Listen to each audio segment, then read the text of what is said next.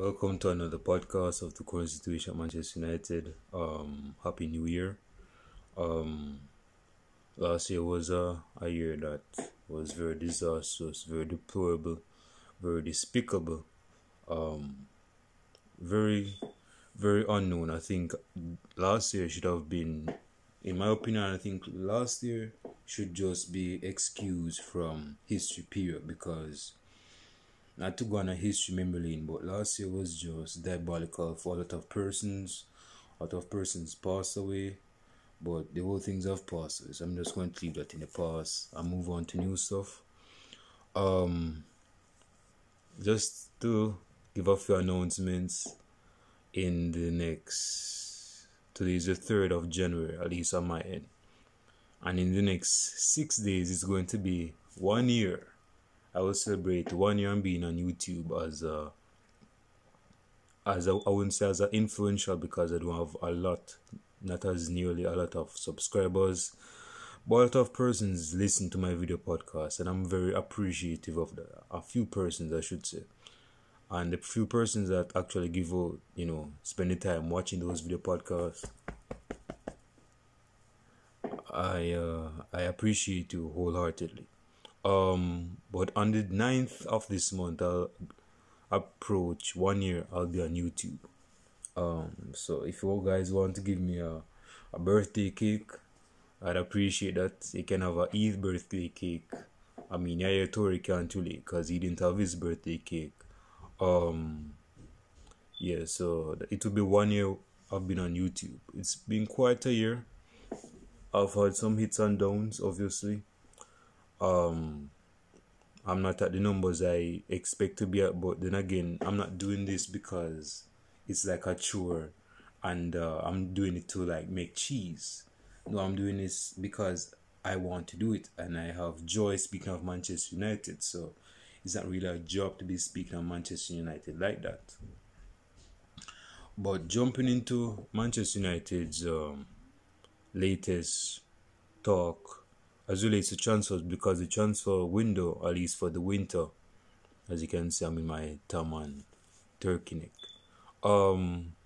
It's the transfer window, so everyone knows what the transfer window brings. A lot of rumors, a lot of speculations, a lot of transfer simulations, a lot of players want to move on to different clubs.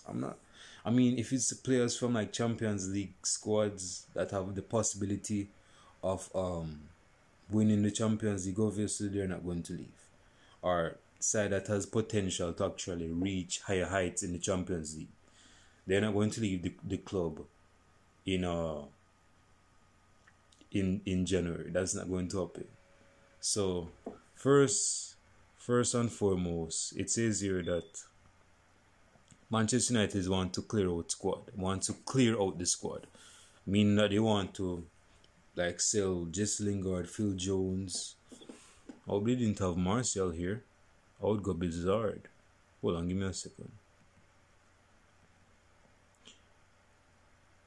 It says here that Manchester United manager Ole Gunnar Solskjaer could be preparing to axe, that means sell, 6 players during the January transfer window. The Sun reports. The Sun is not really, it has a shining name because it's this Sun, it's supposed to be shiny, but the Sun is not really a reliable source in terms of transfer, particularly if it's talking about Manchester United. So take that with a pinch of salt. So Manchester United's targets, based on what I'm seeing here, is Alaba from Bayern Munich, Christian Eriksen left to go to Inter Milan, and obviously things didn't go as planned because my man, he wanted to leave for greener pastures when he was at Tottenham because he thought he wasn't winning anything at Tottenham other than winning free kicks and scoring free kicks. But he wanted to win trophies, silverware, and he wanted to go somewhere that would allow him to do that. So my man thought if he left England, my man thought he would win some silverware when he go to a situation where he would win silverware like Inter Milan. But Inter Milan has been on the emergence. They have a few Manchester United ex-players We're not jealous about that. We cut loose a long time ago. But so yeah, Eriksen is a good player. I mean, he's a good number 10. But if my man comes to Manchester United, Bruno Fernandes is not going to get benched. If Manchester United is linked to Eriksen, it could be one of two things. Is either Paul Pogba go leave in the summer, or if we get Eriksen to come into January just to get him off the plate, we can save money for the summer and probably sign Sancho there, which I'm going to get to in a second. Two, which is like, it doesn't make any sense, but I'm going to mention it anyway. We sign Eriksen, keep Paul Pogba, and we start Bruno Fernandes, because Bruno Fernandes isn't going anywhere. Hold on. So, I don't think it would be wise to sign. I don't think it would be wise in our eyes, in Manchester United's eyes, to actually sign a number 10. We'll have Bruno Fernandes to spend time behind the number 9 as the number 10. So and Eriksen is he can play midfield, center midfield, but that is not his end. That's not his main claim to fame. So let us not play him in different positions, right? And Dele Alli from Tottenham. This is my thing, dude. I don't think no number 10 should be coming to Manchester United. Not at this moment in time. Number 10 spot is unavailable. We have Bruno Fernandes. We have Paul Pogba. We can put in a shift at number 10. We have Jesse Lingard, who actually plays number 10, but he hasn't played since New Year's. And we have players that are coming through. So this is not the time for Dele Alli. Is me. Plus English players, they're a handful. They're a handful, especially if they're midfielders. They're a handful. So we shouldn't deal with that type of drama. Save that for someone else. But most of all, since it's the January transfer window, it looks as if Sergio Romero is going to leave as well. Phil Jones, which is a good thing. It's about time. Marcos Rojo, Jesse Lingard as mentioned previously, and Daniel James. See, I must speak on Daniel James for a couple of minutes. A lot of persons have been harshly criticizing Daniel James' performance for Manchester United, saying that he's not Manchester United material, saying that he's not a player that should be at Manchester United. Basically, this dude shouldn't be even near 10 meters or 10 acres, if not 10 miles near Manchester United. But this is the reality. He's here. He's here to stay. He's here to probably not play as much, but as such, we should actually try to be hospitable, be more sympathetic to Daniel James. We know that Daniel James is not going to be a Neymar. We know that Daniel James is not going to be a Eusebio. We know that Daniel James is not going to be a Garage. We know that Daniel James is not going to be a Lionel Messi. That is not his game. And for you guys saying that pace, I mean, Bale was based on pace, but the difference with Bale and Daniel James, I mean, both of them are well, so they are pace personified, but the difference is that when Bale was in his prime at the time, my man could use his pace tactfully. He knew when to use his pace to exploit space and actually score goals. Daniel James on the other end, my man is just a 100-meter sprinter that is just a professional football player on the paper. That's all. I don't think he can definitely take free kicks. He can score a decent goal. But if you're talking about like for extended period of time, this is not the type of guy you want to start unless you want to finish 10th place. This is not the type of guy you want to start for Manchester United on the right wing. He's not. I don't even think Everton would start him in respect to Theo Walcott and Alex Iwobi. So, and obviously Richarlison is better than him. So, I don't think it would be better to just sell the player just like that. That is called destroying confidence. I'm not saying he should be cemented at Manchester United. I'm not saying that, but let us give him a couple of years first. He's very young. Like I say, he's not going to be a world beater by any stretch. I mean, you have late bloomers like Joban Vardy, so who knows? But at this period, at this moment in time, let us get behind him and actually try to back him. Of course, we don't want him to start. No, we don't want that. But let us use him in the second half when against tired legs, when there is space to exploit, because he has space to exploit space with. So I don't think it would be a smart move to actually sell, if not loan, Daniel James. We need squad depth. If Green will get injured, if Rashford get injured, who are we going to start on the wing? You get what I'm trying to say? So it's not the best. At least in my opinion. Leave your comments down below, and if you think Daniel James should leave, should be sold, or told to leave, or something like that. But the other names like Jesse Lingard, like I mentioned before, my man should just leave for his own good. Phil Jones, my man should have left like long ago. And Sergio Romero, I mean, we have Dean Koontz right now. No disrespect to Sergio Romero, but we don't need at this moment in time, bro. We need time to cut loose. It says here, yes, Manchester United is actually interested in Amad Diallo. I don't know if this dude, if he's obviously he's a young dude, but I've not seen him play football, just to be honest. But he plays for Atalanta in Italy, and he's a young player. I think it's evident and imminent that he's going to come to Manchester United in January. I don't even know if he's an attacker. Yes, his name is Amad Diallo. Amad Diallo.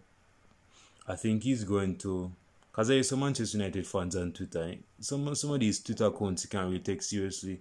Some of them saying, well, bro, you know, I follow the Serie A, you know, and this is a world-class league, you know, and this world-class league produce world-class talents, you know, and there is this young player, this young nigga from Atalanta named Diallo, and he's from Ivory Coast. So any player from Ivory Coast knows a thing or two about football. If you ask Didier Drogba, if you talk about Gervinho, if you talk about Wilfred Bonny, if you talk about Eric Bay, these niggas know to play football, even though they're playing different positions. But this is the situation. My man is a right-handed attacker, so my man can put Daniel James on the bench. So this nigga is going to be a generational player, although you guys have never seen him play or kick a football. But man, I just have expectations. My ear antennas is telling me that this dude is actually going to make it through the football world as a top player. Let us not run before we crawl. Let us crawl first. We have not seen this dude in a Manchester United kit to begin with. Let us not call conclusions at this moment in time. Let us not do that. He's 18 years old, and he's going to come to Manchester United. That's a given, but I'm not sure if he's going to come to Manchester United in this month, January, or whether it's in the summer. But it's either or. And my thing is this: if he comes to Manchester United, Daniel James has to be loaned out for next season. He has to be loaned out for next season, because you have Greenwood, who's going to play right wing, who has been underperforming. We have Daniel James, who has definitely been underperforming, and he's not a starter to begin with. And we are getting this young nigga from Ivory Coast, from the west coast of Africa, to come play for Manchester United. So this will be an interesting offer, interesting signing, I should say,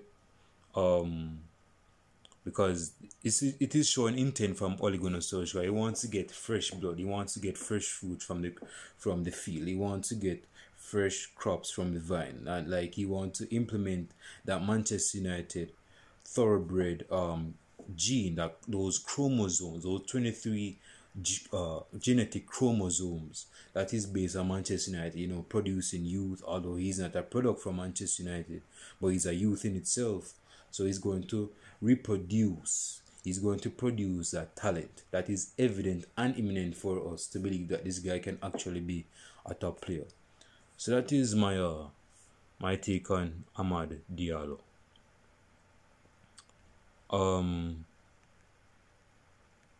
Another thing, another thing, since it's a new year, um, about Jadon Sancho. Jadon Sancho is a funny one because some persons are some Manchester United fans are saying they don't think he's going to actually. My lips are always dry when it's very cold. It's actually like -2 degrees, feeling like -5 degrees. Yeah, I think Jadon Sancho again.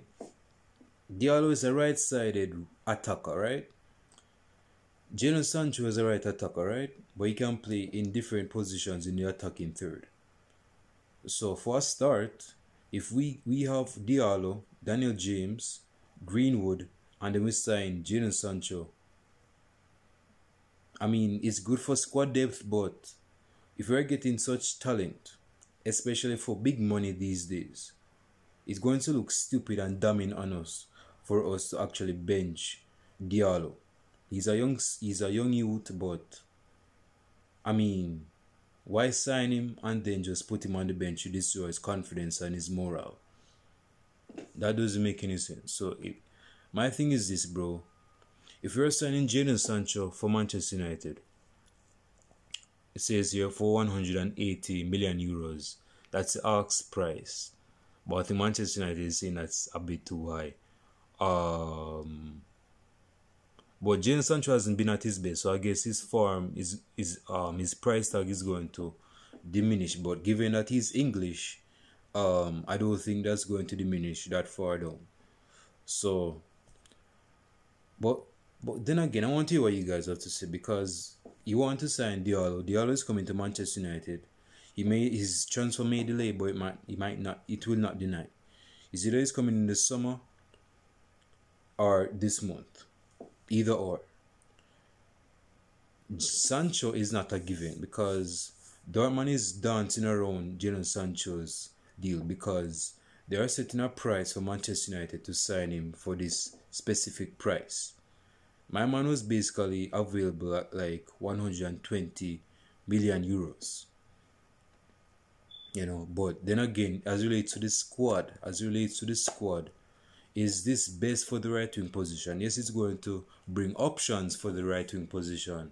But if you have players like Greenwood, Diallo, Daniel James, which is really obsolete at this moment in time, and you have Jadon Sancho, bro, who are you going to start?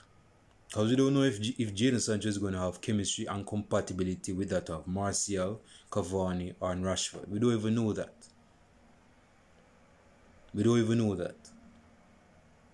So it's best we just relax ourselves and see where this transfer goes, because people are saying that some people are saying that this is a foregone conclusion. People don't think that Sancho is coming to United anymore, at least not for this year. But we'll see what will happen, because I believe Sancho is still a very good player. I just don't think. I'm very skeptical of the chemistry it will impact on the squad, because having stars in the squad, bro. I mean, Real Madrid in 2000 to 2004 will, if not 2005, will tell you that Galacticos aren't everything. Chemistry, it matters a lot. Compatibility matters a lot. And if you have some big name player, that is not performing as well, and you know he's getting more wages than you, and you're performing way better than him, that's going to create some heat and hatred into the dressing room, and we don't want that. Another thing before I close this video podcast. Jurgen Klopp said something about Manchester United, and that's expected because Jurgen Klopp's Liverpool is on top of the tree. They're in first place, and we are of course in second place. But this is what the Liverpool boss have today. He said that he is certain that his side will be pushed all the way this time around, despite cruising to first place last season. Yeah, Liverpool got away with it last season by get in first place. But that's not us hating on Liverpool, because Liverpool is a very good side, and what Jurgen Klopp has done with Liverpool, it's very actually staggering. But we can actually catch up with Liverpool because Liverpool's attack has been somewhat exposed. Like I told you guys, Liverpool doesn't have a number 10. Doesn't have a number 10. They have box-to-box midfielders like Wijnaldum, Henderson, Thiago, Fabinho, who is actually a defensive midfielder. So he's not no number 10 by any stretch. And so yeah. But this is the thing you need to keep in mind. If Liverpool win the league this season, that they're going to be joint with the record holders at the 20 league title, that's Manchester United. So they're going to equalize with us on 20 league titles. Obviously, we have more Premier League titles than them, but as it relates to like the league in itself, Liverpool will have 20, and we currently have 20. So this is a good time for us to actually get some points and actually catch up with Liverpool on top of the league, because we cannot allow Liverpool for the second season in a row exactly to just run away with the Premier League with them two between them legs. This page is acting up.